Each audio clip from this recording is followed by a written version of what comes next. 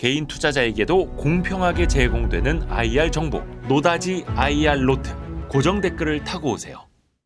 성공 예감 별책 프로. 지식과 지혜를 얻는 가장 경제적인 방법, 성공 예감 별책 프로 시간이 돌아왔습니다. 안녕하세요. 저는 이대호고요. 오늘은 아주 의미가 있는 책, 윌리엄 손다이크가 쓴 현금의 재발견이라는 책을 여러분과 함께 하겠습니다. 이 책은 VIP 자산운용의 최준철 대표와 함께 읽어보죠. 어서 오세요. 네, 반갑습니다. 안녕하세요.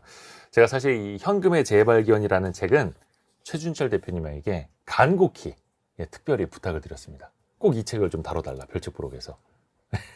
그때 굉장히 얘기하셨죠. 대표님한테, 유튜브에 검색을 해서 현금의 재발견 이러면 옆에 이제 연관 검색어로 최준철 이렇게 뜨긴 뜨는데. 예. 그걸 보고 이제 연락을 주셨죠. 근데 영상이 없어요. 네. 사실, 그래도 이유가 있습니다. 예. 이 현금의 재발견이라는 책이 또 최 대표님한테 굉장히 큰 의미가 있는 책이기도 하죠. 네. 이게 좀 스토리가 있는데요. 예. 제가 2014년에 그 버크셔 주총을 가기 위해서 이제 오마하로 가기 전에 뉴욕을 잠깐 들렀다 갔습니다. 그래서 뉴욕에 있는 그 가치 투자 펀드 매니저들을 네. 쭉 이제 한 바퀴 쫙 돌고 그다음에 오마하로 넘어갔거든요. 예. 그 중에 이제 한 곳이 저희하고 교류도 좀 오래 했고 뭐 버핏의 후계자로까지 거론이 됐던 되게 대가가 한 분 계시는데 네. 그분 사무실에 방문을 했을 때 얘기가 다 끝나고 나서 책장으로 가시더니 그 책장에 어떤 한 권의 한 책이 네. 가득 있는 거예요. 그 중에 하나를 꺼내가지고 저한테 이렇게 전달을. 같은 책이요? 네. 같은 책이 책장에 가득 있었다고요? 예. 그러니까 한마디로 이제 이 책이 이게 원서죠. 원서로 된 이 책이 그 책장에 가득 있는 거예요. 그래서 하나를 뽑더니 저한테 주면서 나도 한국에 오래 투자를 했지만 한국의 경영자들이 이 책을 꼭 봐야 될 것 같다. 그래서 네가 이 책을 들고 들어가서 많이 보급시키고 경영자들한테 권해주면 좋겠다라고 간곡히 부탁을 해서 제가 마치 그 옛날에 그 경전 같은 걸 이렇게 들고 한국에 돌아오는 것처럼 제가 그걸 이제 품고 거기서 어떤 책이길래 이렇게까지 이분이 얘기를 하나 해서 이제 비행기 안에서 원서를 이제 읽어봤거든요. 그러면서 정말 많은 깨우침이 있었고 그분의 부탁 때문이 아니라 진짜 이 책은 진심으로 한국에서 많이 알려져야 돼 라고 생각해서 이 책을 많이 알리고 다녔었죠. 현금의 재발견이 한국어판으로 나오기 전에. 그때 사실은 한국어판이 있긴 있었는데 인지도가 굉장히 낮은 책이었었고요. 저는 이제 그걸 받았으니까 원서로 읽었는데 그때는 이제 한국어판 제목이 그냥 디 아웃사이더였습니다. 그러니까 예. 원제랑 똑같았는데 네. 그걸로는 이제 잘 어필이 안 되니까 저 그냥 아웃사이더들. 네, 제목을 출판사에서 바꾸셨어요. 현금의 재발견으로. 정말 잘 쓴 것 같아요. 아, 그래요? 저는 그래서 더 재발견이 안 되는 것 같아요. 아, 그래요? 네. 그러니까 이게 사실은 제목을 다시 짓는다 그러면 현금 흐름의 재발견 혹은 그건 더 어렵잖아요. 예, 뭐 자본 배분의 대가들 이렇게 더 이제 어려워요. 예, 제목 그래요. 네. 그런가요? 너무 제가 제목 짓는 자산운용사 감각이 사장님의. 예. 예.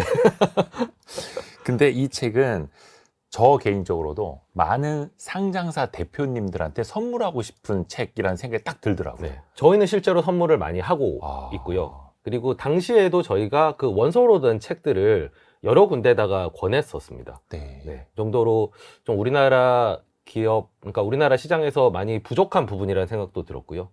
그리고 흔히 생각하는 어떤 성장의 경로, 성장의 방법에서 좀 상식을 깨는 그런 지혜와 그리고 그 자신감을 주는 사례들이 담겨 있기 때문에 굉장히 희소성이 높은 책이라고 저는 생각을 합니다. 이 책을 받고 나서 그 CEO의 반응을 보면 아, 투자해도 되겠다, 안 맞습니다. 되겠다, 이게 가늠이 딱 될 것 같은데요. 네. 이 책을 나한테 왜 주는 거야? 이러면 이제 아, 저 회사는 변할 가능성이 없겠는데. 2014년에 이 책을 제가 쭉 돌렸는데 유일하게 한 분이 이 책을 읽고 실제 거기에 맞춰서 그 이후로 경영을 해오신 케이스도 있습니다.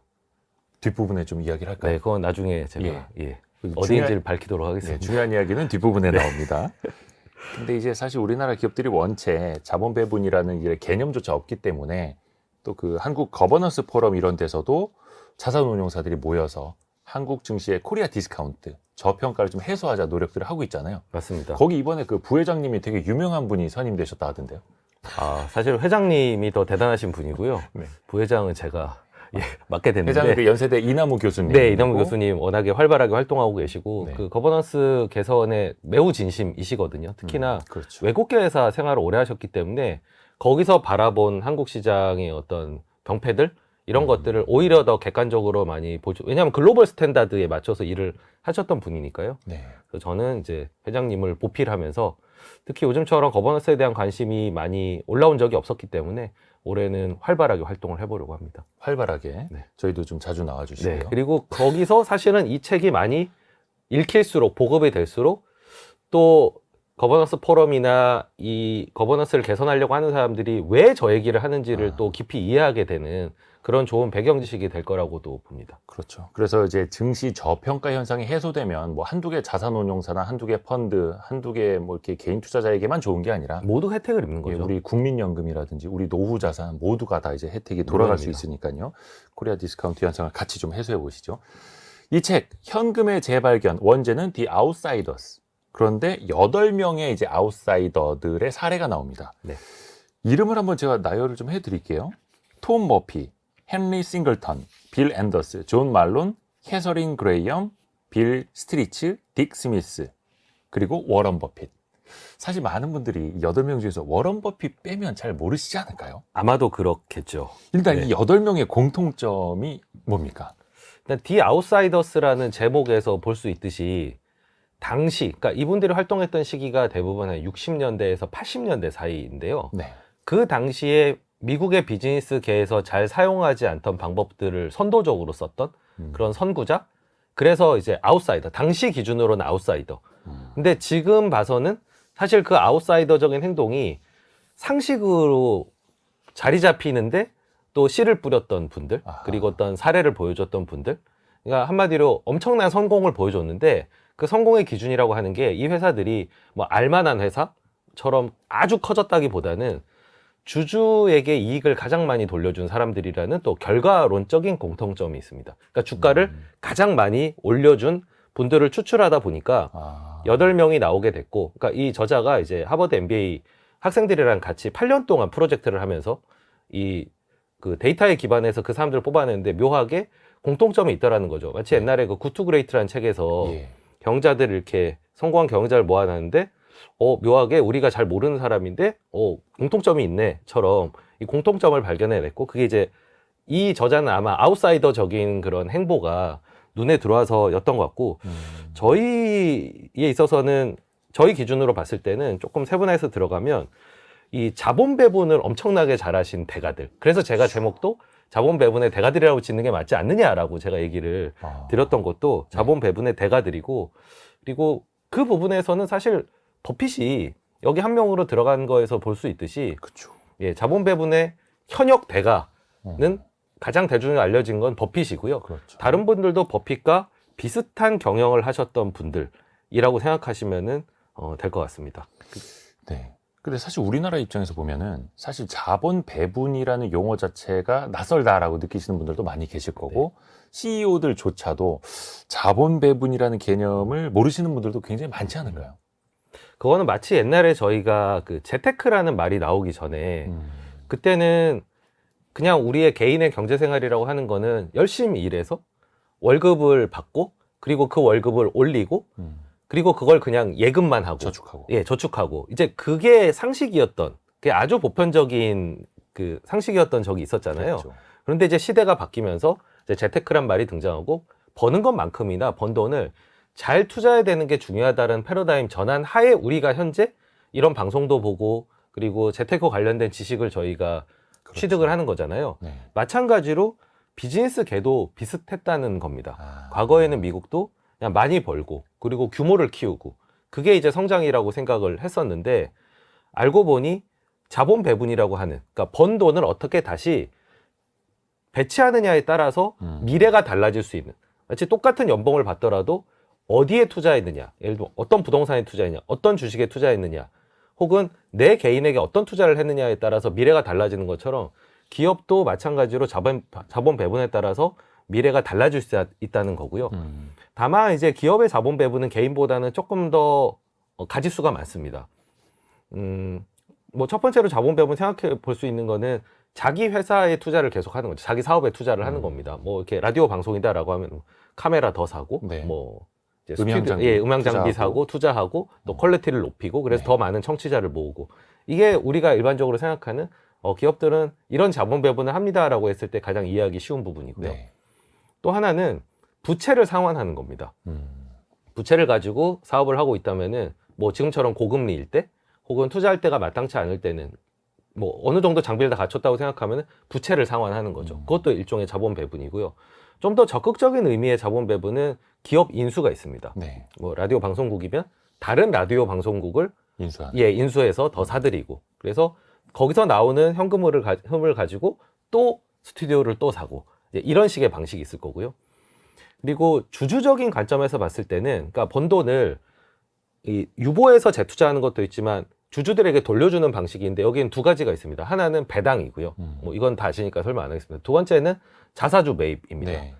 그 두 가지로 자본을 배치를 할 수 있고, 그거를 가장 최적화해서 기가 막히게 하셨던 분들 8명이 이 책에 소개된 분들, 자본 배분의 대가들인 거죠.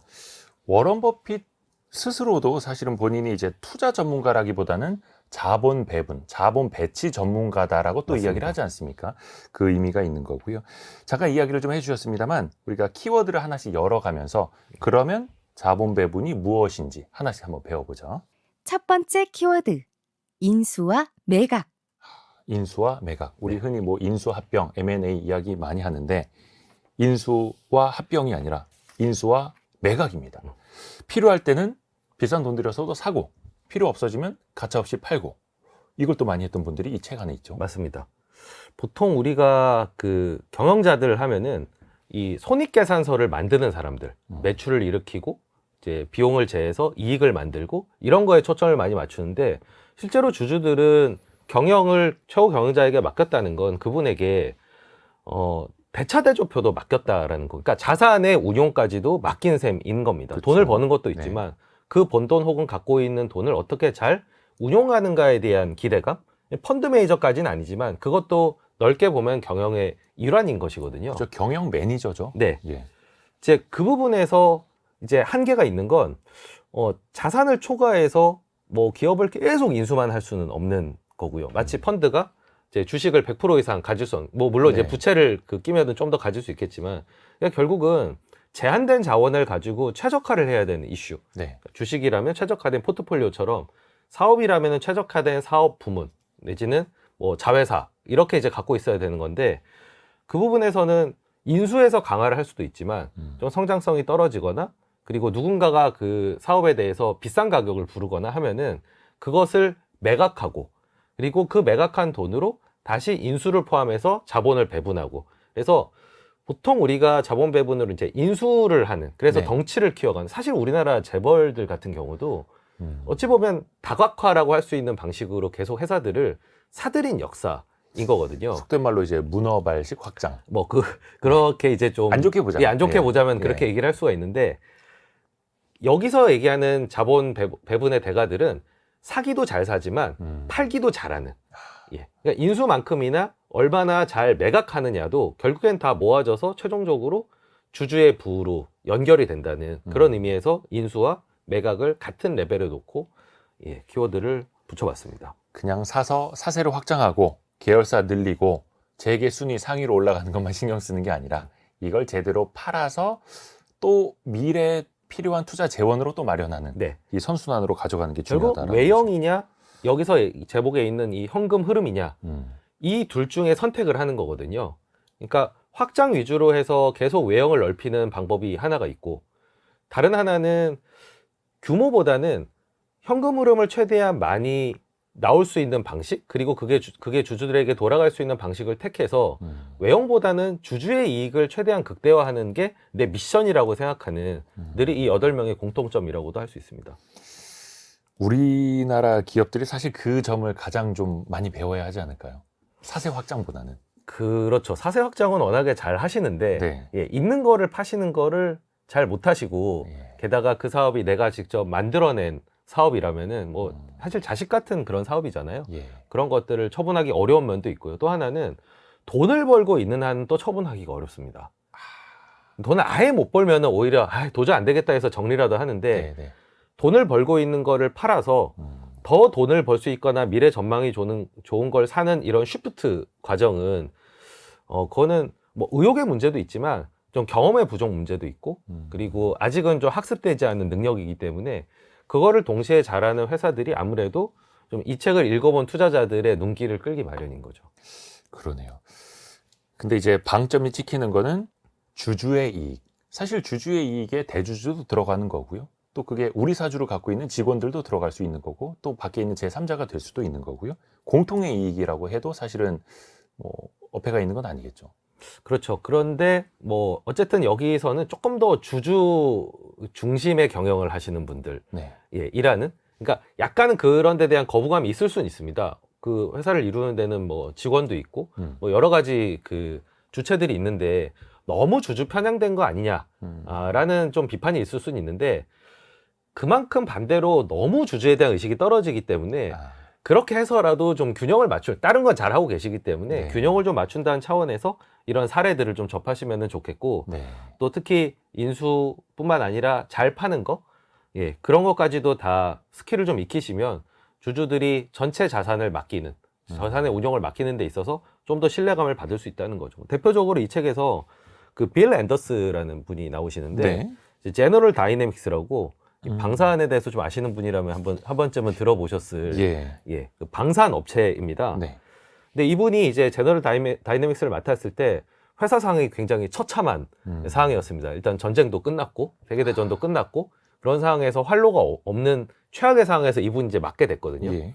그러면서 이분이 했던 게 비핵심 사업들을 쫙 처분을 했습니다. 네. 그리고 그것들을 일부 주주들에게 좀 돌려주기도 하고 배당 형태로 돌려주기도 하고 그리고 그 현금을 최대한 모아가지고 그걸로 다른 기업들을 인수 여기서 몇 가지 기준이 들어갑니다. 내가 뭐 잘할 수 있는가 그리고 가격이 적당한가 미래 전망이 좋은가 이런 어떤 자기만의 기준을 가지고 인수를 해서 그래서 뭐 세스나 항공이라든지 뭐 미사일 체계라든지 이런 것들을 이제 매각을 한 다음에 네. 그다음에 좀 더 본인이 생각하기에 좀 집중할 수 있고 유망한 그런 사업들 뭐 예를 들면 뭐 군사 정보 관련된 뭐 시스템이라든지 이런 식으로 이제 사업을 변모해 나가면서 그 회사의 가치를 굉장히 크게 키웠던 심지어는 이제 버핏도 이 회사에 투자를 했거든요. 그러니까 버핏이 뭐 방산 사업이 좋다기보다는 이분의 방식이 마음에 들었던 거죠. 이분의 자본 배분의 방식이 마음에 들었던 거죠. 그 중에서 아마 과감하게 돈을 벌고 있고 이미 자기네들이 오래 해왔던 사업들을 매각하는 거를 통해서 아마 많은 매력을 느끼지 않았을까라는 생각도 들고요. 그리고 뭐 한국 사례에서는 예전에 그 생각이 나더라고요. 그 예전에 90년대 후반, 2000년대 초반에 외국인들이 당시에 이제 태평양, 지금은 이제 아모레퍼시픽을 굉장히 좋아하더라고요. 네네. 그래서 뭐 원래부터 화장품 잘하던 회사고 근데 이렇게까지 왜 차별적으로 좋아하지라고 생각했었는데 그분들의 대답이 대부분 그런 거였습니다. 아모레는 IMF 전에 네. 과감하게 비관련 회사들을 정리하는 걸 봤다는 겁니다. 예, 그때는 뭐 속옷 회사도 있었고 예. 뭐 보험사도 있었고 뭐 야구단도 있었고 맞아요. 예, 다양한 일종의 재벌의 길을 걷고 있었는데 서경배 당시 이제 대표가 취임하면서 그 사업들을 다 정리를 하고 심지어는 웃돈을 주고 정리를 한 케이스도 있었거든요. 가져가라고. 우리가 돈 더 줄 테니 예, 이거 떠가라. 아주 적극적으로 예, 구조조정을 해서 화장품만 딱 남겨놨던 겁니다. 예. 그래서 IMF 때를 잘 넘길 수 있었고 문제 전혀 없었거든요. 그리고 그때의 집중력을 가지고 2000년대 들어서 그 태평양의 화장품 신화가 사실은 그때서부터 열리기 시작했거든요. 제가 그 한 사이클을 보면서 그래서 외국인 투자자들이 이렇게 비관련 사업을 적극적으로 매각하고 본인이 잘하는 업에 집중하는 거에 높은 평가를 했구나라는 거를 나중에 실감을 할 수 있었어요.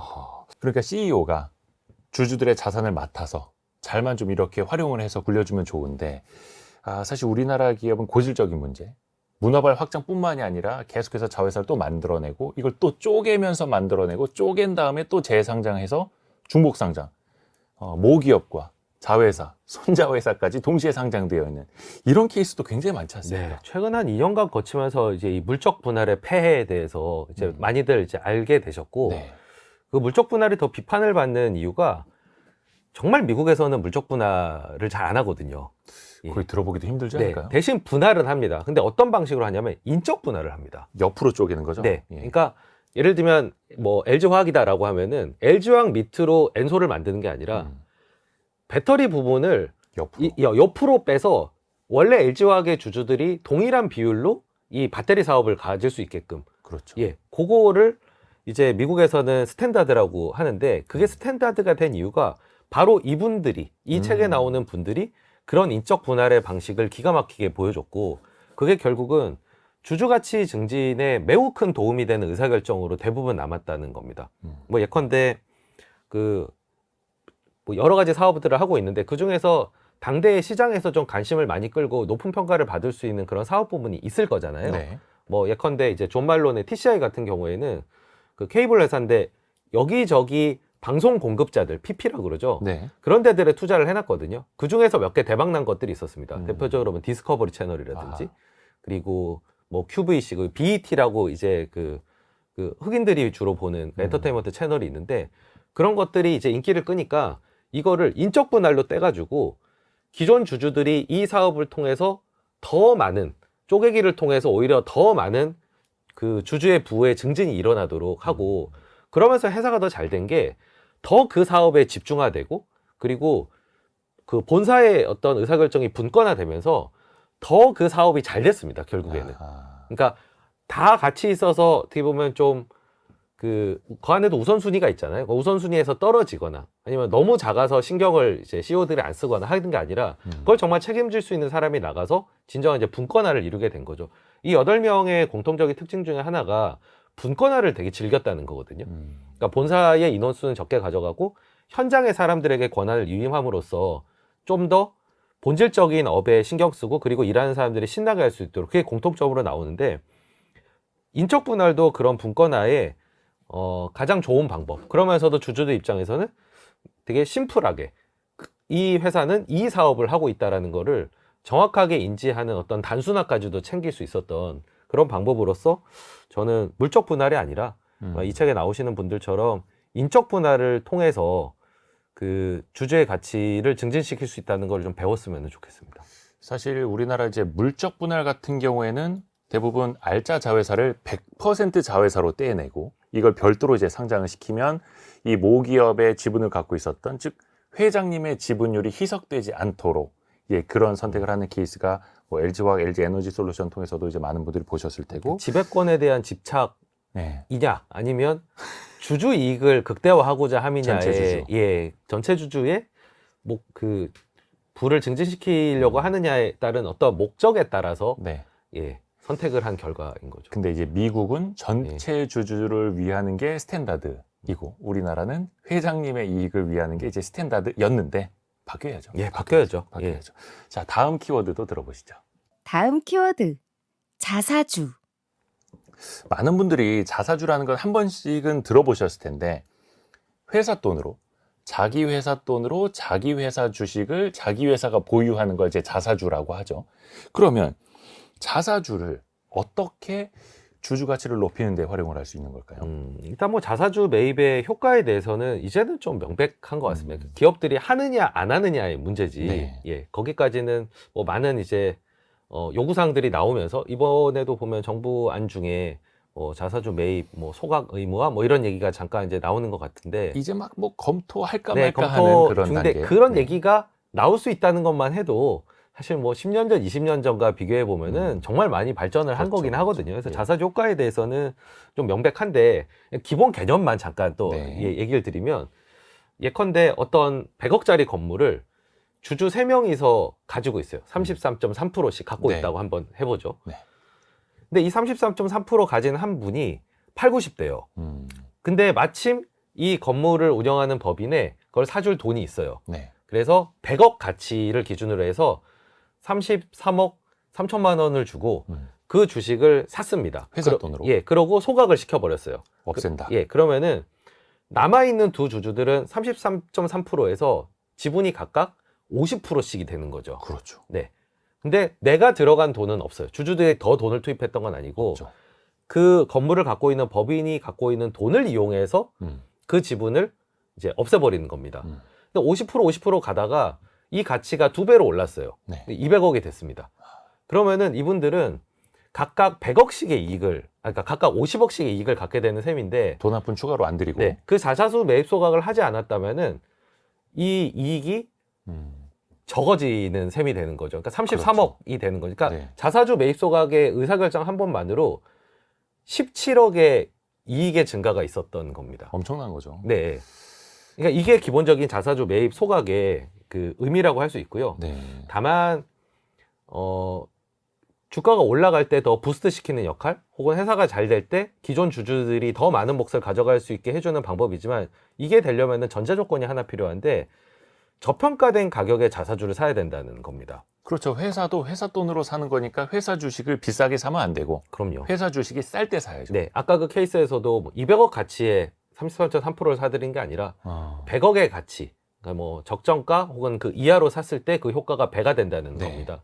그래서 워렌 버핏 같은 경우도 버크셔 해서웨이의 자사주를 가끔 매입을 하시는데, 그 이제 PBR 1.3배 미만이라고 네. 본인 나름의 이제 기준을 세워 놓으셨고요. 그 자사주 매입 소각의 달인이 한 명 이 책에 있는데, 이제 네. 헨리 싱글턴이라고. 헨리 싱글턴. 그러니까 유명한 인물은 아니지만 사실 이 바닥에서는 거의 레전드급이고요. 후대의 그 자본 배분에 굉장히 큰 영향을 미치신 분입니다. 원래 네. 수학자시고요.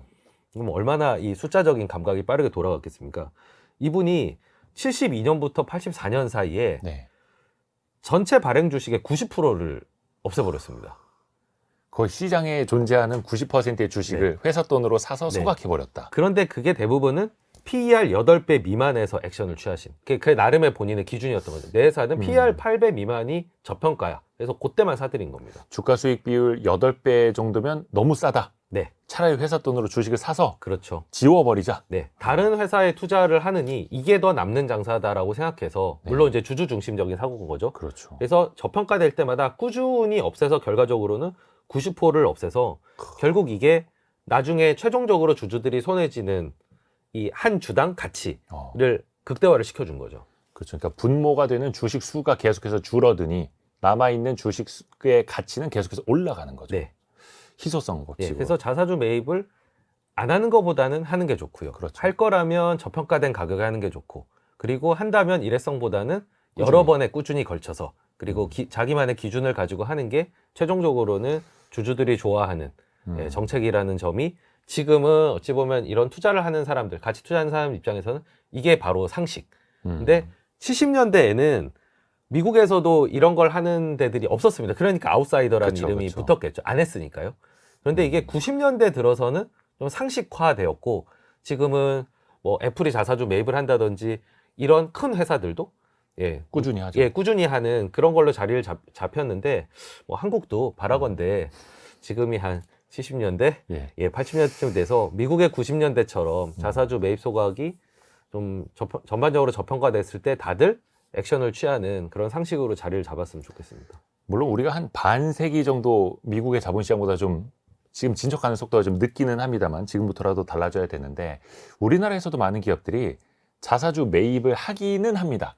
하지만 매입까지만 하고 소각은 안 하죠. 그렇죠. 사실 자사주 매입과 자사주 매입 후 소각은 천지 차이 아닙니까? 네. 이것 좀 꼬집어 주십시오. 기본적으로 그 매입해서 들고 있는 방식을 미국인 투자자들은 이해 자체를 못하고요. 그냥 자사주 매입했으면 자동으로 소각하는 거 아니야? 이게 스탠다드인 그렇죠. 거죠. 그게 스탠다드인 거죠. 그런데 이제 한국 경영자들이 아직은 학습이 덜 되어 있거나 경험이 부족해서 그런데, 자사주 매입 소각을 하면은 수중에 들고 있던 돈이 없어진다고 생각해서, 회사 또 아까워 막 이렇게 생각하죠. 혹시라도 뭐 IMF 같은 게 다시 오거나 재정적으로 힘들어지면 어떡하지? 네. 라는 그 두려움 같은 것들이 있거든요. 근데 여기서는 여러 가지 좀 생각할 거리들이 있는데, 그럼 이분들은 자사주 매입 소각만 그건 아니고요.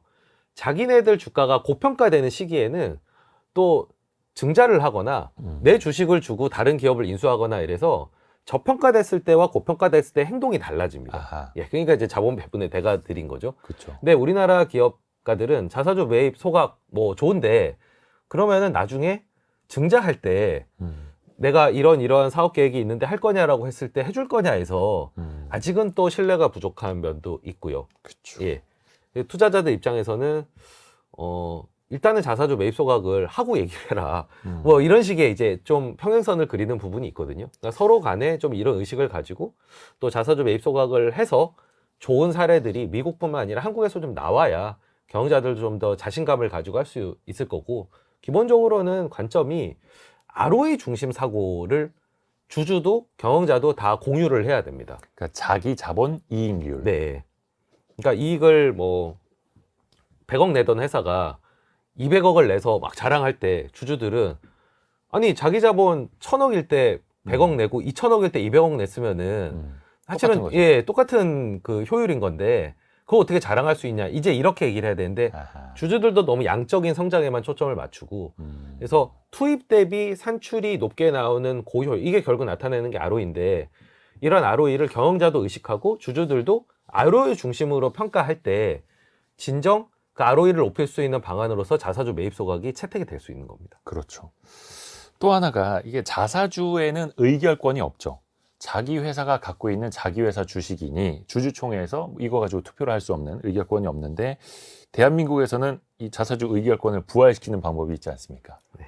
뭐 특수관계인이나 백기사 역할을 하는 우호적인 기업에게 이 자사주를 넘겨서 그들이 대신 투표를 해주게 또 하는 그래서 일종의 자사주를 일부 대주주, 일부 경영진이 경영권을 방어하는 용도로 또 악용을 하는 케이스가 네. 한국에서는 이게 현재까지 스탠다드다 보니까 이것도 좀 네. 고쳐야겠죠. 지주회사를 만들 때 또 자사주의 마법이라 그래서 이제 자사주로 경영권을 좀 강화하는 뭐 그런 식으로 쓰이는 것도 지금 비판을 받는 포인트 중에 하나입니다.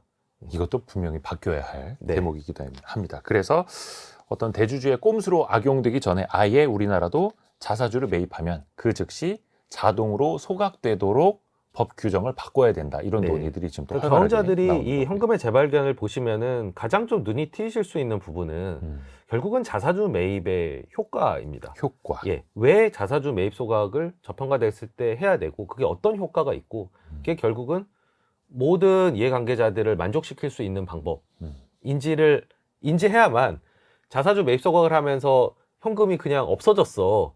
너무 불안해. 라는 의식에서 두려움에서 벗어날 수 있게 되는 거죠. 그리고 그 자사주 매입 소각을 꾸준히 함으로써 경영권 지분율도 지분율이지만 폭넓은 주주로부터 지지를 받을 수 있는 상태가 되는 것도 경영권을 지키는 그렇죠. 방법 중에 하나거든요. 그렇죠.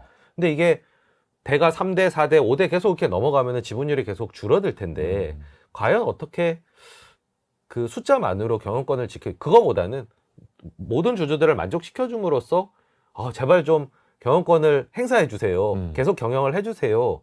라는 식의 어떤 사고 전환도 좀 이제는 필요한 시기로 가지 않나. 그런 그렇죠. 생각도 해봅니다. 그냥 홍길동 회장의 아들이라서가 아니라 홍길동 회장의 아들이 어떻게 회사 들어왔는데 정말 경영을 잘하네. 역시 홍길동 회장의 아들이야. 이런 칭찬을 들어야 되는 그렇죠. 거죠. 그리고 자사주 매입 소각을 통해서 좀 부족한 지분율이 올라갈 수도 있거든요. 그 소액 그렇죠. 주주들 지분율만 올라가는 게 아니라 최대 주주 지분율도 자사주 매입 소각을 통해서 올라가죠. 올라갑니다.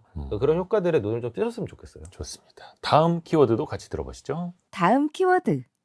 버핏의 경영자들. 특히 워런 버핏에게 인정받은 사람, 또 직간접적으로 워런 버핏에게 영향을 준 사람, 아니면 이제 관계가 좀 있었던 사람들도 책에 같이 나오죠. 네. 저도 이제 버핏을 96년부터 이제 연구를 했고, 그때 제가 마이다스의 손이라는 책을 처음 구매하면서 이제 버핏에 대해서 공부를 시작했는데, 그때 여러 회사 케이스들이 그 책에 있었습니다. 네. 근데 그 중에서 이해가 제일 쉬웠던 거는 코카콜라였습니다. 아하. 예. 그러니까 반복적으로 소비되고 브랜드 충성도가 높고, 그때 이제 경제적 해자라는 개념을 처음 봤는데, 네. 코카콜라의 경제적 해자는 뭐 다른 회사들이 꺾을 수 없다. 나에게 뭐 엄청난 돈을 줘도 난 코카콜라를 그거는 이해가 잘 됐거든요. 그렇죠. 근데 이해가 안 됐던 대표적인 케이스가 캐피탈 시티즈랑 워싱턴 포스트였습니다. 네. 그때는 제가 잘못 이해를 했던 게 캐피탈 시티즈가 미디어 회사거든요. 그러니까 처음에는 이제 지역 방송국으로 시작해서 그다음에 이제 신문사, 최종적으로는 케이블 TV를 인수하는 케이블 TV 사업을 하는 회사여서 네. 혹시 이제 미디어 산업을 좋아하는가 보다. 그래서 제가 그때 한국의 케이블 TV, SO들 이런 것도 연구도 하고 조금 제가 잘못 이해를 했었고요. 워싱턴 포스트도 신문사잖아요. 그렇죠. 신문사 좋아하는 건 알지만 신문사 여럿인데 왜 그 중에서도 워싱턴 포스트를 저렇게 치켜 세우는지에 대해서 잘 이해도가 없었거든요. 네. 그 부분에 이해를 완벽하게 할 수 있었던 게 바로 이 책을 읽고 나서였습니다. 이 회사의 경영자들. 네, 경영자들. 그러니까 이 8명 중에서 이 버핏은 빼고요. 버핏은 빼고 7명 중에서 네. 2명이 버핏에게 큰 돈을 벌어준 경영자였고 버핏이 항상 가장 추켜 세우는 나의 사람, 나의 뭐 이쁜 경영자라고 얘기했던 사람이 한 명이 톰 머피. 이분이 네. 이제 캐피탈 시티즈의 사장이었고 그리고 캐서린 그레이엄이 워싱턴 포스트의 사장이었습니다. 네. 이 버핏의 발언을 보면은 정말 이분들 언급을 많이 하고요. 톰 머피 같은 경우는 그 버크셔 주총을 할 때 항상 제일 앞자리에 앉히고 항상 최고의 예우를 합니다. 마치 그 어떤 구단주가 네. 마치 그 옛날에 뭐 선동열 선수나 최동원 선수를 얘기하는 것 같은 네네네. 그런 식의 발언을 계속 하거든요. 아, 항상의 마음속 MVP. 그러니까 버핏 평생에 있어서 정말 최고의 경영자였던 것 같아요. 이 톰 머피라고 하는 분이. 마침 그 두 명이 여기에 이제 포함이 되어 있고, 그리고 뭐 제너럴 다이내믹스도 그렇고, 그리고 제너럴 다이내믹스에 투자를 한 적도 있고요. 헨리 싱글턴 같은 경우에도 찰리 먼거가 그분에 대해서 와 정말 대단하다 뭐 이런 이제 언급들이 나와 있거든요. 그래서 직간접적으로 버핏이랑 연관이 되어 있는 경영자들이 여기 소개가 되어 있고, 뭐 버핏도 심지어는 나와 있고요. 네. 그걸 알아본 버핏도 정말 대단한 거죠. 그렇죠. 버핏의 어마어마한 사실 복리 수익에는 이 경영자를 알아본 몇 번의 의사결정이 결국에 그의 부를 이제 설명할 수 있을 만큼 대단한 경영자들의 사례가 나와 있습니다. 그래서 그 훌륭한 경영자를 만나는 것 자체도 굉장한 복이고, 또 투자를 할 때 그 경영자를 잘 봐야 한다. 끊임없이 또 역설을 하기도 하고요. 네. 캐서린 그레이엄, 뭐 이 워싱턴 포스트의 워런 버핏이 뭐 이사회에 들어가서 실제로 또 경영에 대한 조언을 또 해주기도 했었고, 네. 간접적으로도 직접적으로도 같이 연계가 돼 있던 분들입니다. 그러니까 캐서린 그레이엄도 참 대단한 게 그 워싱턴 포스트 주가가 많이 빠져 70년대가 이제 미국의 약세장이었는데 네. 그때 버핏이 지분을 이제 어마어마하게 사들였거든요. 11%인가 13% 그렇게 사들였는데 갑자기 듣보잡 투자자가 시골에 사는 무명의 투자자가 갑자기 이 지분을 사니까 워싱턴 포스트가 난리가 난 거예요. 그죠. 그 70년대까지만 하더라도 워런 버핏이 그렇게 많이 안 유명한 알려져 있었다고. 투자자가 예. 아니었죠. 예. 버크셔도 마찬가지였고요. 근데 워싱턴 포스트는 전형적 엘리트 집단 아닙니까? 예. 워싱턴에 있는 최고의 언론사이고, 네. 그리고 그 집안 자체가 대대로 정말 그 뼈대 있는 집안, 유태인 언론계 집안이거든요. 예. 근데 갑자기 나타났어요.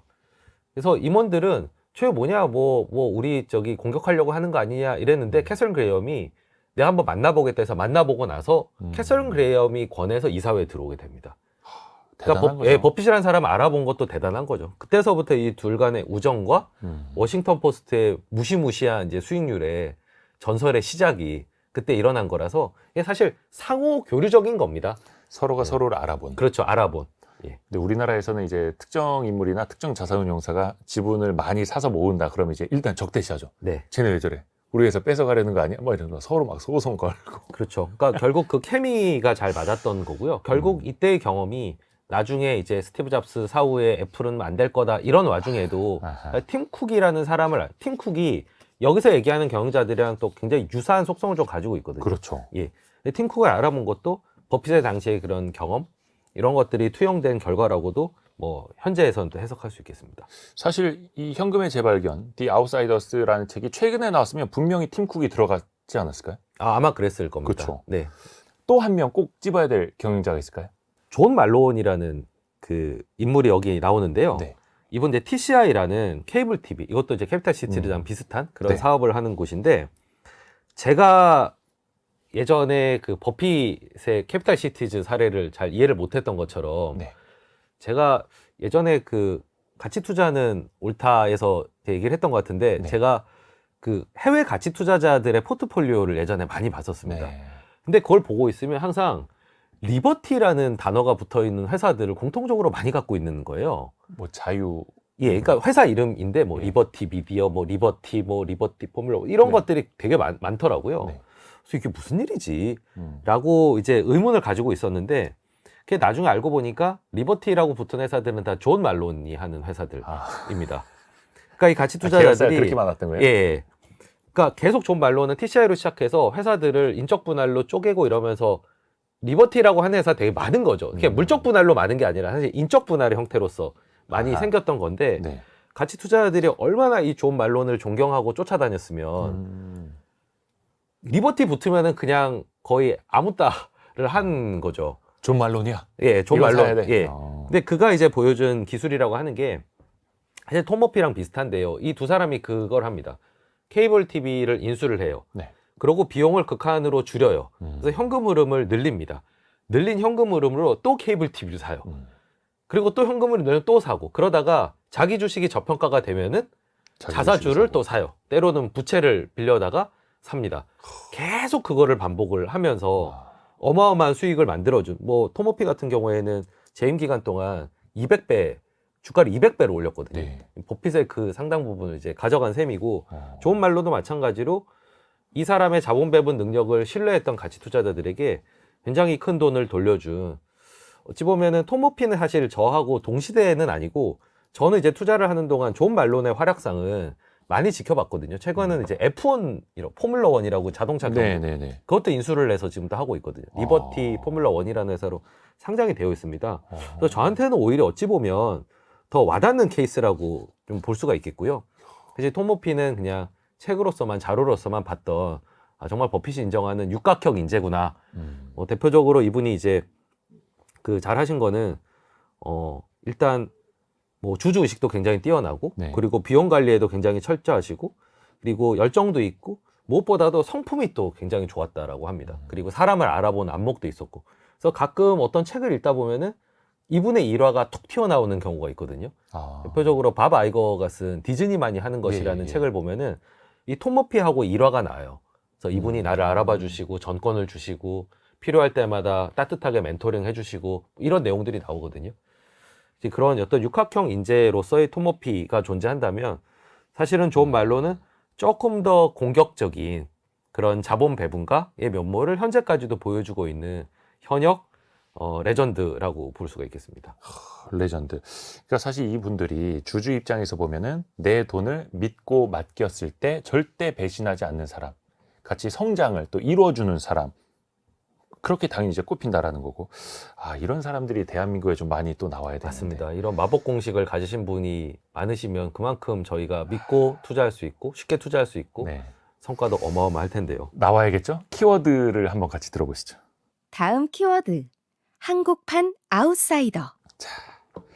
현금의 재발견, The Outsiders. 과연 미국에만 이 아웃사이더들이 있느냐? 물론 이제 반세기 앞서 나간 사람들이긴 한데 한국에는 이렇게 그 자본 배분, 자본 배치 잘하는 경영자들 어디 없습니까? 그 서두에 궁금증을 남겼던 네. 그 제가 현금의 재발견을 돌렸을 때 네. 유일하게 그 책에 대해서 반응하고 학습했던 어. 경영자 한 명 있었다라고. 야. 예. 당시에 메리츠 증권의 대표였던 김용범 부회장, 김용범 부회장. 지금 메리츠 금융그룹의 부회장이죠. 네. 그러니까 사실상 오너는 아니고, 오너라는 표현 뭐 좀 안 좋긴 합니다만 최대 주주 아니고 네. 전문 경영. 전문 경영이죠. 네. 예. 뭐라고 반응하시던가요? 일단 공감한다. 그리고 이 사례들을 철저하게 연구해서 한국에서도 이런 사례를 한번 만들어 보고 싶다. 네. 그러니까 기본적으로는 이제 IB 출신이고 외국계 출신이시기 때문에 기본적으로 어떤 자본시장, 글로벌 스탠다드에 대한 이해도가 있었다라고 볼 수 있고요. 일단 그 관심으로 이 책을 진짜 임원들과 같이 독서 토론을 하고 그런 의식을 또 심어주기 위해서 또 노력을 하더라고요. 그게 굉장히 저한테는 인상적인 경험이었었고요. 그리고 이 책에서 얘기하는 이 경영자들의 그 공통적인 특성들이 있거든요. 그런 것들을 또 상당히 많이 엿볼 수가 있었습니다. 네. 대표적으로 이제 관행에 얽매이지 않는 혁신성. 그 당시에 이제 메리츠 증권이 그 여러 군데 퍼져, 증권사 당연히 여러 지역에 지점을 많이 갖고 있어야 된다는 게 상식이었는데, 관행이었는데, 과감하게 점포를 줄여서 대형 거점 위주의 점포를 만든다든지, 뭐 이런 혁신성을 볼 수가 있었고요. 그리고 이제 메리츠 화재에 부임을 해서도 사실은 이 분들도 대부분은 그 해당 업의 경험이 없었던 분들, 그래서 오히려 더 프레시한 생각을 할 수 있었던 분들이라고 볼 수 있는데, 증권에서 성공을 하고 화제를 맡았을 때 말들이 되게 많았습니다. 보험 잘 모르는데. 근데 그랬기 때문에 오히려 보이는 것들이 있었던 것 같아요. 그래서 중간 관리자들을 많이 구조조정을 한다든지, 그리고 현장 영업 그 직들에게 많이 권한을 넘긴다든지, 그리고 자동차 보험, 계속 적자가 나는 자동차 보험을 극단적으로 축소한다든지, 이런 관행에 역행하는. 그래서 뭐 사실 손가락질도 많이 받죠. 보험을 잘 모르는 사람이 뭐 저러다 망한다, 뭐 이런 얘기도 많이 들었는데, 그게 이제 아웃사이더적인 면을 볼 수 있었던 대표적인 사례였고, 그러네요. 사실 최근에 메리츠 하면은 주주환원 정책을 가장 잘 펼치는 회사라는, 잘하고 있죠. 주가도 예. 사실은 계속해서 사상 최고치 가고 있고요. 그 브랜드가 아마 작년부터 해서 올해까지 좀 공고해지고 있는 것 같은데, 그게 바로 이제 자사주 매입 소각을 꾸준하게 하고 있는. 네. 처음에는 사람들이 사실 의심도 많이 했어요. 네. 저 그냥 말만 저렇게 하는 거 아닌가 막 했는데 네. 그걸 이제 실제 행동으로 보여주고 있고. 그렇죠. 사실 김용범 부회장은 앞에서도 전문 경영인이라고 말씀을 드렸는데 메리츠 금융그룹이 조정호 회장이죠. 네. 그 조정호 회장을 또 설득을 시켰고 네. 조정호 회장 역시 그걸 또 받아들인 네. 사실 그것도 대단한 일이죠. 그렇죠. 예, 우리나라 경제에서. 네. 그리고 뭐 여러 가지 인사라든지 뭐 그런 것들 이제 고루고루 이제 잘 하다 보니까 그것들이 이제 성과로 드러나고 있고 단지 근데 처음에는 아웃사이더적일 때는 사실은 공격을 많이 받습니다. 이분들도 마찬가지였었고요. 예. 예. 결국은 이제 그런 거를 또 알아볼수록 그만큼 또 수익이 커지는 법이기도 해서 네. 예, 지금은 또 누가 또 이런 아웃사이더적인 업계의 관행을 좀 벗어나는 그러면서도 주주 중심 경영을 하는 곳들이 어디 있을까 이런 것도 생각해보게 만드는 그리고 이제 이런 사례가 사실 좀 많이 늘어야 또 좀 다른 회사들도 자극을 받고 주주 중심 경영을 할 테니까요. 굉장히 바람직한 현상이고 뭐 저한테는 어떤 이 현금의 재발견을 좀 잘 받아들여졌던 예, 그런 이제 제 개인적으로는 큰 기억이 있는 거죠. 그럼 김용범 부회장님 좀 섭외 좀 도와주세요. 이게 또 언론에 안 나온다는 게 이제 현금의 재발견의 8인의 공통점 네. 그래도 일맥상통해서 비슷하게 또 또 언론에 다른 안 분은 나오시죠. 어디 있을까요? 한국판 아웃사이더. 사실 지금은 좀 최근에 뭐 주가도 그렇고 중국 사업이 안 좋다 보니까 좀 퇴색되기는 했지만 예.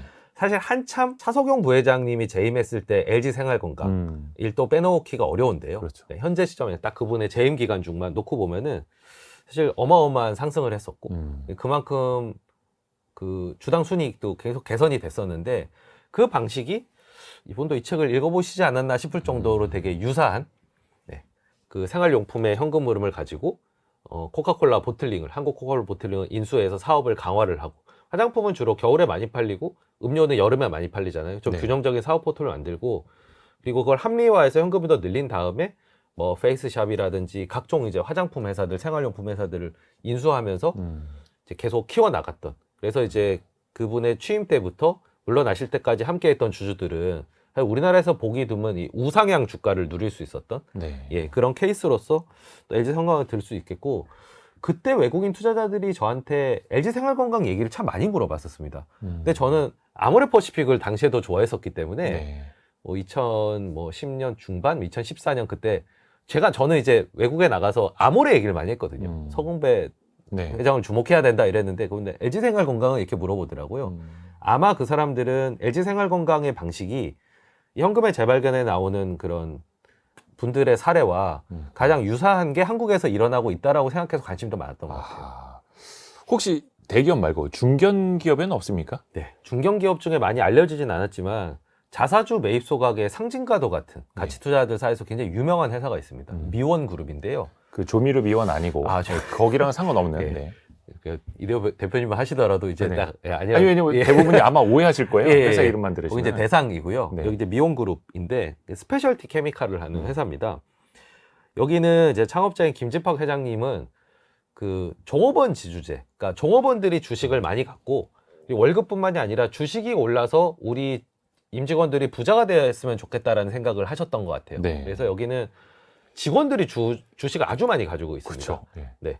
월급 받으면 일정 부분 회사 주식 사라고. 그래서 왜 유명한 얘기가 미원그룹 그 근처 공장 근처에 가면 그렇게 이제 주식 부자들이 많다는 그런 또 전설을 낳았는데 김진박 회장이 이렇게 씨를 뿌린 거를 그 다음 세대인 김정돈 회장 아드님이죠. 아드님에 대해서 꽃을 피웠는데 직원들이 주식을 많이 갖고 있으니까 주주 중심 경영을 해야 이 사람들이 만족을 할 거 아닙니까? 그렇죠. 외부 주주보다도 더 사실 눈치가 보일 것 같거든요. 네. 그래서 이분이 했던 방법이 계속 자사주 매입 소각을 하는 거였습니다. 그리고 화학회사이기 때문에 웬만한 기간에는 거의 저평가가 되어 있었거든요. 그래서 본인 사업도 사업대로 늘리면서 자사주 매입 소각을 병행을 해서 저희가 계산을 해보니까 2015년부터 9년 동안 발행 주식 수의 24.3%를 소각을 하셨더라고요. 이게 발행 주식이 없어졌습니다. 그 기간 중에 이익은 미원 상사 기준으로 117억에서 551억이 됐거든요. 370% 정도 올랐는데 주가는 570% 올랐습니다. 여기에 함의가 있는 거죠. 물론 순이익이 증가하는 거에 따라서 주가도 어느 정도 올랐겠지만 자사주 매입 소각이 있었기 때문에 순이익이 증가하는 속도보다 주가 상승 속도가 더 빨랐던 겁니다. 상승폭이 더 컸던 겁니다. 그렇죠. 예. 이게 한국에서도 자사주 매입 소각의 효과, 여기는 철저하게 소각을 하거든요. 예, 그 효과를 여실히 보여줬던 대표적인 중견기업입니다. 혹시 요거는 좀 짧게 언급을 해도 네. 될지는 모르겠는데 그거는 이제 최준철 대표님이 책임지시면 되겠고요. 네. 혹시 자본 배치에 실패한 기업, 정말 이건 안 좋은 사례였다 예. 할 만한 기업은 어디가 있을까요? 뭐 대표적으로 이제 웅진 그룹을 이제 안타까운 마음으로 예. 좀 들 수 있을 텐데, 왜냐하면 저도 웅진코웨이를 초창기에 발견했던 투자자이기도 했었고, 정말 렌탈 사업의 기틀이 되었던 네, 회사. 렌탈이라는 정말 혁신적인 네. 아이디어, 그리고 코디라는 시스템, 예. 그리고 따박따박 들어오는 현금 흐름. 왜냐하면 정수기 이게 렌탈로 계속 이제 월로 들어오잖아요. 그래서 너무 좋아하는 사업이었는데, 여기는 원래 세일즈의 강점을 가지고 있는 회사. 왜냐하면 윤석호 회장님 자체가 세일즈의 신이었잖아요. 근데 갑자기 무슨 바람이 불었는지 세 개 사업에 동시에 진출을 합니다. 네. 태양광, 저축은행, 건설. 이거를 다 인수를 했어요, 셋 다. 그러면서 이게 금융위기를 맞아서 사실 한두 개만 했어도 코웨이가 워낙에 현금흐름이 탄탄하기 때문에 안 무너졌을 텐데, 결국에는 코웨이를 팔 수밖에 없었던 안타까운 일이, 결국에 자기 사업을 못했다기보다는 잘 모르는 영역에 무리한 확장을 했다가 이제 실패한 케이스라서 좀 안타깝기도 하고, 이 책에 나오는 8인가는 반대의 행보를 보였던 반면교사, 이렇게 기억할 수 있을 것 같습니다. 이런 실수를 좀 다른 회사들은 하지 않았으면 좋겠네요. 혹시 투자자분들이 그래도 네. 좋은 기업과 안 좋은 기업, 자본 배분을 잘하는 회사와 못하는 회사, 이 점은 좀 눈여겨보면 미리 파악할 수 있다. 좀 가르쳐 주시겠어요? 네. 기본적으로는 자본 배분을 할 수 있을 만한 돈을 버는 게 우선이어야 되겠죠. 잉여 현금은 있어야 됩니다. 돈을 벌어서 다 어쩔 수 없이 사업을 유지하기 위한 재투자만 한다면, 이 잉여 현금을 없기 때문에 배분할 자본도 없는 겁니다. 우선 돈을 벌어야죠. 네, 제가 코웨이를 안타까워하는 것도 거기 잉여 현금이 많은 회사였었거든요. 네. 잉여 현금은 있어야 되고요. 이거를 꾸준하게 유지하는 가운데 어떤 자본 배치를 했는지 봐야 됩니다. 근데 여기서 어떤 느낌이 있어요? 계량적인 분석에 기반하고 있다는 느낌이 들어야 됩니다. 그러니까 여러 투자 안들 중에서 단지 내가 이 업이 좋아, 이 사업이 좋아, 나는 자동차 산업이 좋아, 이렇게 해서 진출을 하는 게 아니라 철저하게 주주의 자본을 대리하는 관점에서 지금은 이 회사 싸게 거래되니까 인수하는 게 맞아.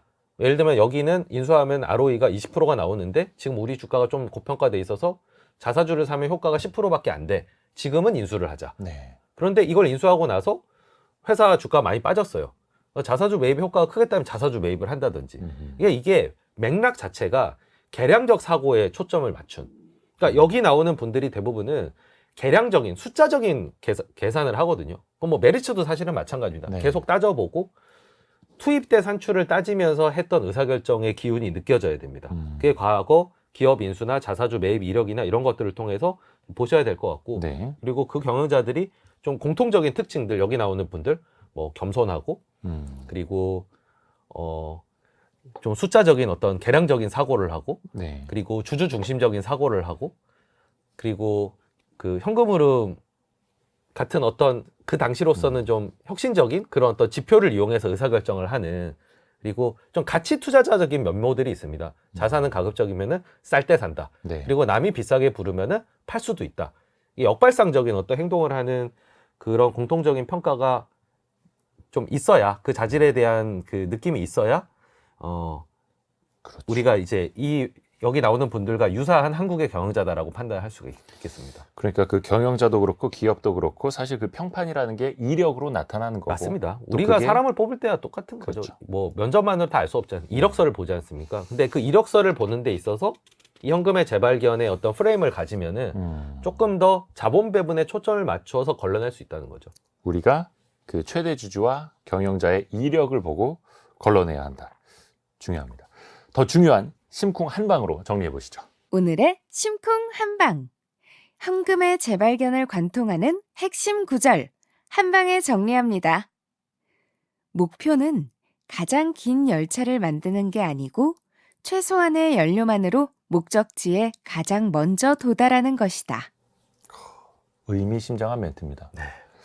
톰 머피가 남긴 말입니다. 톰 머피의 말. 네. 이걸 핵심 구절로 꼽아주신 이유는요?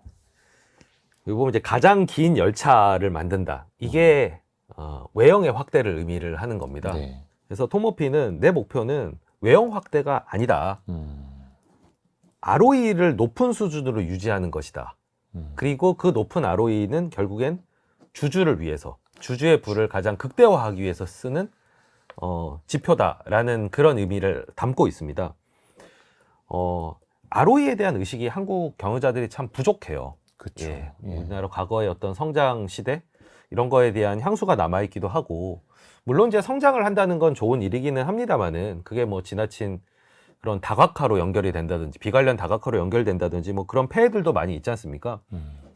이제 ROE에 대한 의식, 그러니까 과다하게 자본을 갖고 있고, 이게 사실은 그 한국 기업들의 고질적인 어떤 공통적인 병폐 중에 하나인데, 많이 갖고 있고 대비를 하는 게 중요한 게 아니라 그때 최적의 자본 구조를 가져가고, 그리고 지금 보이는 기회에 자본을 과감하게 투입하고, 그래서 결국 ROE를 높은 수준으로 올려서 결국은 주주들이 맡긴 돈, 제한된 자본 내에서 최대한의 효율을 올려야겠다는 의식이 너무 한국 기업들이 부족하다 보니까 그런 것들을 좀 올리는 차원에서 이런 의식을 좀 강조를 많이 드리고 싶어요. 근데 미국은 오히려 좀 너무 나간 데들이 있긴 합니다. 예를 들면 스타벅스 같은 경우는 네. 자기 자본이 아예 없거든요.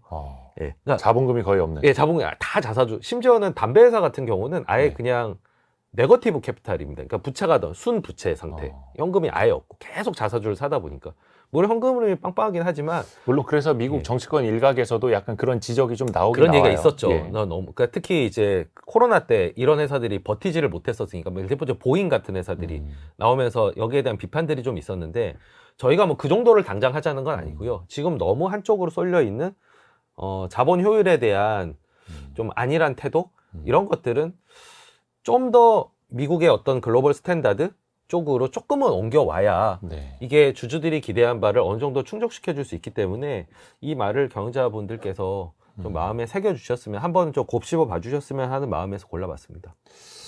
이 현금의 재발견, 이 책은 대한민국 CEO들이라면 꼭 한번 좀 읽어보셨으면 좋겠고, 책을 선물하는 거 이어서 오늘 저희 뭐 라디오, 오디오 또 유튜브로도 같이 이 영상이 남는데, 많은 CEO 분들께 이 영상을 또 선물해 주시면은 좋을 것 같습니다. 그래서 투자자분들은 또 이런 경영자들을 네. 알아보는 안목, 예. 그리고 이런 경영자들을 찾아서 또 좋은 결과를 올리셨으면 하는, 그러니까 경영자도 봐야 되고 투자자도 봐야 되고, ROE만 하더라도 또 투자자들이 요구해야 경영자들이 듣는 거거든요. 네. 양쪽이 다 이런 의식을 고양할 때 변화가 일어날 수 있을 겁니다. 오늘 윌리엄 손다이크가 쓴 현금의 재발견이라는 책을 읽어봤습니다. VIP 자산운용 최준철 대표와 함께했고요. 좋은 책 소개해 주셔서 감사합니다. 네, 불러서 감사합니다. 고맙습니다. 자, 다음 주 저희 별책 부록은요, 윌리엄 번스타인이 쓴 부의 세계사라는 책을 같이 읽어보시죠. 프리즘 투자자문의 홍춘욱 대표와 함께합니다. 별의별 이야기를 책을 통해서 나누는 성공예감 별책 부록, 오늘 여기서 정리하고요. 다시 월요일 아침 9시 5분에 찾아뵙겠습니다. 성공예감은 오늘도 여러분을 응원합니다.